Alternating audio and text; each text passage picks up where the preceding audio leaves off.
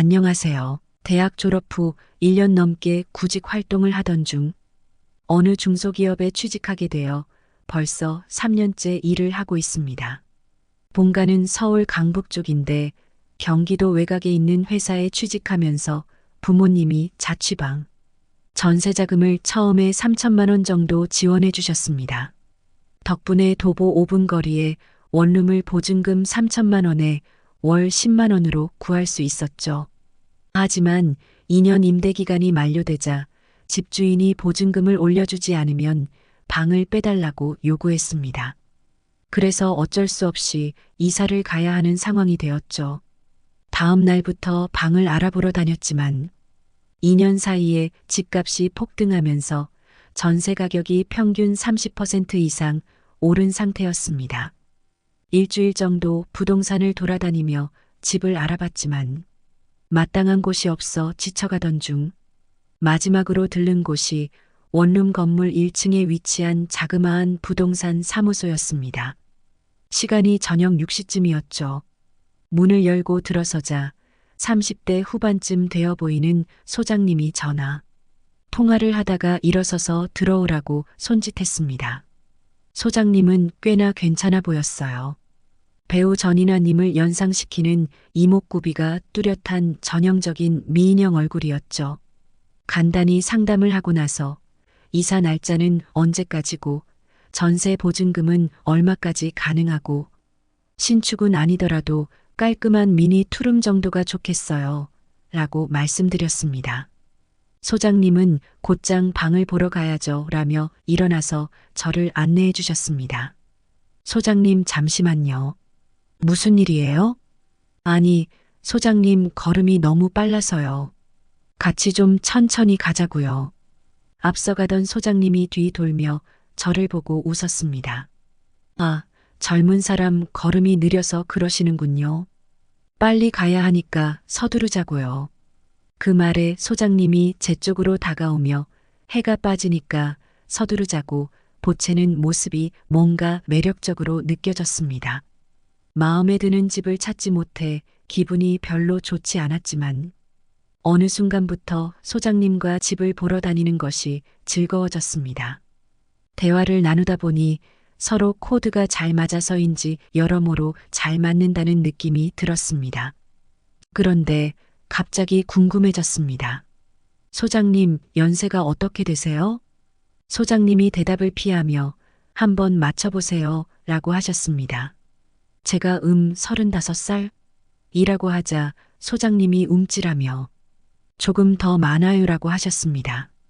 그럼 39살? 이라고 하자 소장님이 그래도 아니라고 하셨습니다. 결국 42살? 이라고 하자 소장님이 맞다고 하셨습니다. 그렇게 2시간 넘게 집을 보고 나니 출출해졌는지 소장님이 갑자기 저녁을 함께 하자고 제안했습니다. 그런데 집 구경하다 말고 손님이랑 식사하는 경우도 있나요?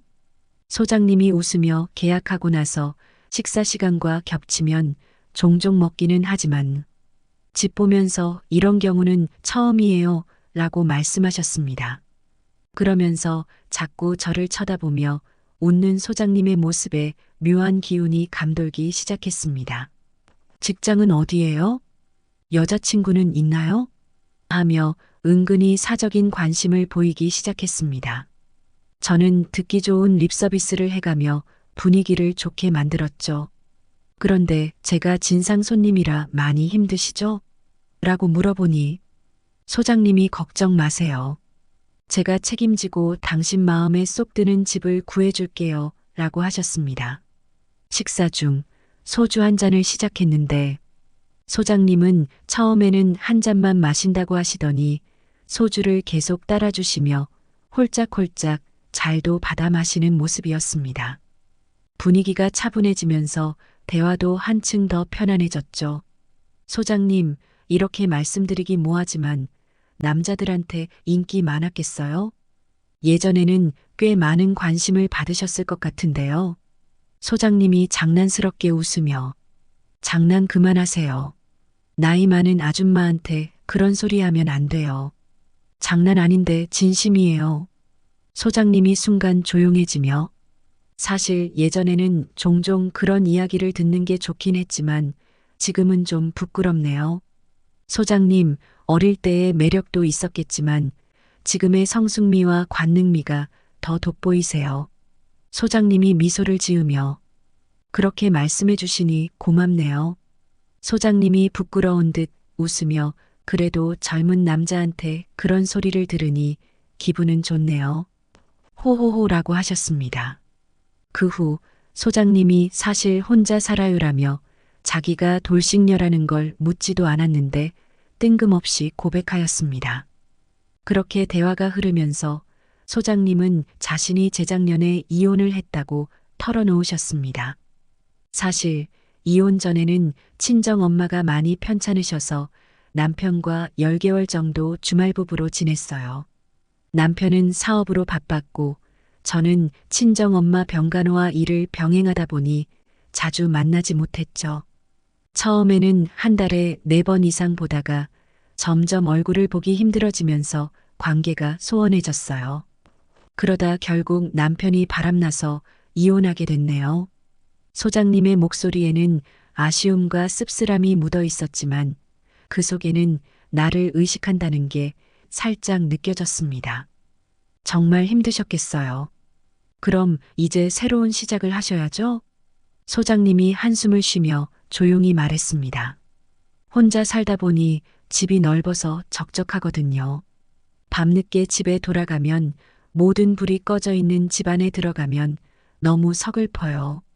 가끔은 조용한 집이 너무 쓸쓸하게 느껴져서 외롭단 생각이 많이 들어요.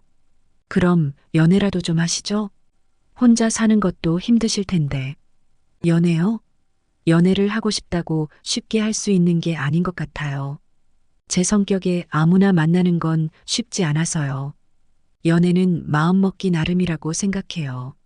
그런데 큰 조건 없이 만날 사람을 찾으려면 늘어난 게 남자들일 텐데요. 글쎄요, 제가 보기엔 좋은 사람은 늘 찾기 어렵잖아요. 그나저나 이삿날이 얼마 남지 않았는데 저한테 맞는 집을 기한 내에 구할 수 있을까요? 저는 걱정이 가득한 얼굴로 대답했습니다.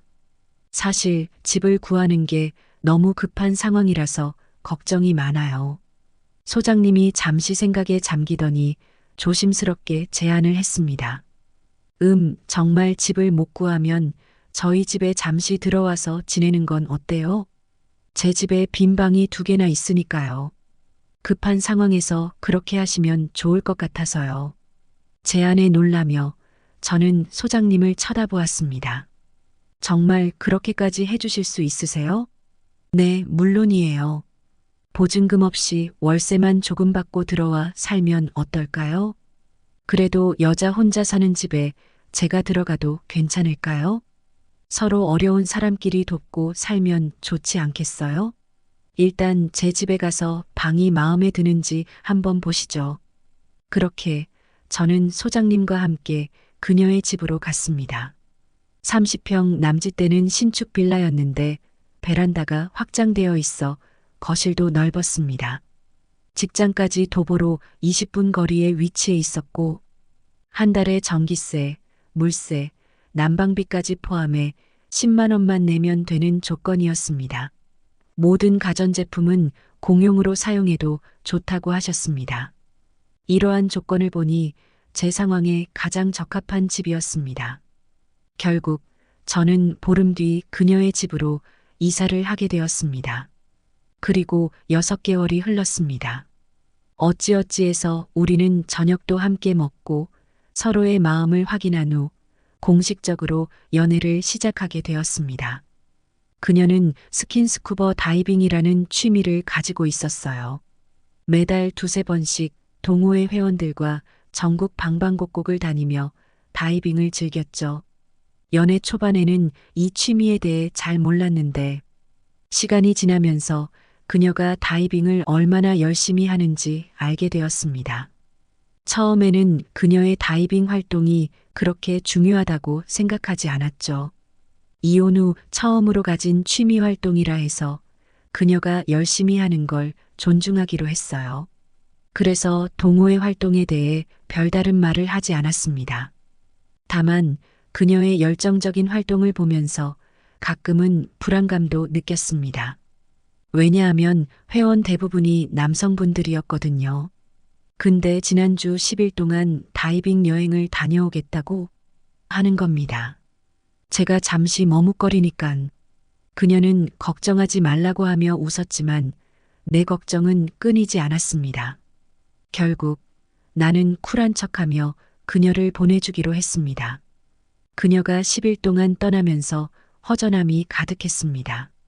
매일매일 그녀의 부재를 느끼며 그녀가 돌아오면 처음처럼 잘해봐야겠다는 다짐을 했습니다. 그래서 다이빙 여행이 끝나기를 기다렸죠. 드디어 그녀가 돌아왔고 나는 예전처럼 장난도 치고 살갑게 대화하려 했습니다. 그런데 이상하게도 그녀의 반응은 너무 냉랭했습니다. 왜 이렇게 차가워? 라고 묻자 그녀는 긴장한 듯 대답했습니다. 알고 보니 그녀는 10일 동안의 여행에서 새로운 남자를 만났던 것이었습니다. 하늘이 무너지는 듯한 기분이었죠. 끝내는 게 맞다는 생각이 들었지만 감정적으로 너무 힘들어요. 그리고 집을 구해서 나가야 한다는 현실적인 문제도 덮쳐왔죠. 더 큰 문제는 그녀가 연애를 너무 가볍게 여기고 있는 듯한 태도였습니다. 10일 만에 달라진 그녀의 태도는 내게 큰 충격으로 다가왔죠. 나는 그녀와의 관계가 점점 소홀해지고 있다는 걸 느꼈고 그녀에게 깊은 실망을 감추지 못했습니다. 내 감정과 관계를 어떻게 정리해야 할지에 고민입니다.